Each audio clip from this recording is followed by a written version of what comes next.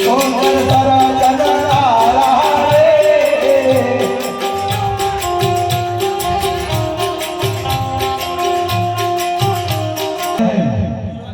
ના માનતા મંદિર તારું વિશ્વ રૂપાળું મય સુંદર સર્જનહારા એટલે મંદિર જે બીજા એ મંદિરમાં ના પહોંચતા આ મંદિર જોને સાહેબ એ ત્રણ ભુવનનો મય નાથ બેઠો છે સાહેબ એટલે કીધું છે જે તારું મંદિર છે ને એ વિશ્વથી રૂપાળું છે અને મય સુંદર સર્જનહારા બેઠો છે સાચું બોલજો બધા હો આ મંદિર છે ને તમારા ઘરમાં કચરો હોય તો તમને નહીં પોહાતો તો મંદિરમાં કેમ પોહાતો હોય છે હા સાહેબ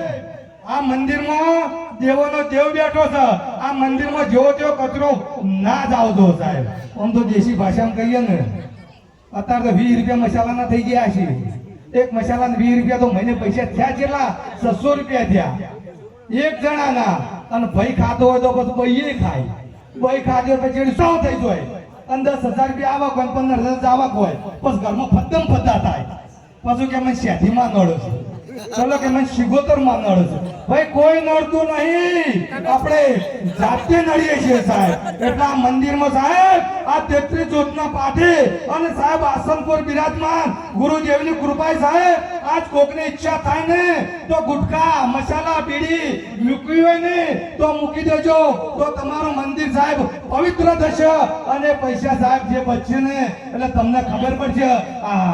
મેં તો મારો સમય બગાડ્યો મારા પૈસા બગાડ્યા અને છેલ્લે જાતા મારા પરમાત્માનું મંદિર પણ મેં બગાડ્યો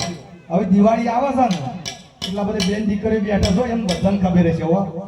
દિવાળી આવે રાતે દિવાળી હોય રાતે છોકરો ફટાકડા ફોડે ભાઈ ટાઈમ વધી જાય કહેજો ને હું તો ગોડો છું ઓછો ઊભા થઈને કહેજો તો મને બિલકુલ કોઈ શરમ નહીં કહેજો કે જવા જો તો રવા જાય સાહેબ દિવાળી હોય ને રાતે ટેટા ફોડ અને વાળી ઘર વગણે ભેગું કરે બેન દીકરીઓ ખાસ વાપરજો આ જ્યારે સમય આવશે ને તાણે સાહેબ 33 જ્યોતનો પાઠ અને હરિગુરુ સંતોનો સાહેબ તમને દર્શન થશે રાતે સાહેબ બધો કચરો ભેગો કરી અને ખૂણામાં ઘાલે બસ ગોમ હોય ને એ ચોરે ઢોલ વાગે ધમ ધમ ધમ ધમ ઢોલ વાગે એટલે બધા બહેરા ઉઠી અને સાહેબ એ ઠીકડું ભરેલું હોય એ ગોમમાં નાશ્યા હોય અને આઈને ટેટો ફોડે કે આય અળસ થઈ સાચું બોલજો અળસ કાઢે તો આપણા મન આખા વર્ષમાં સાહેબ આપણા ઘેર કકડાટ નહીં હોતું અળસ પકડી છે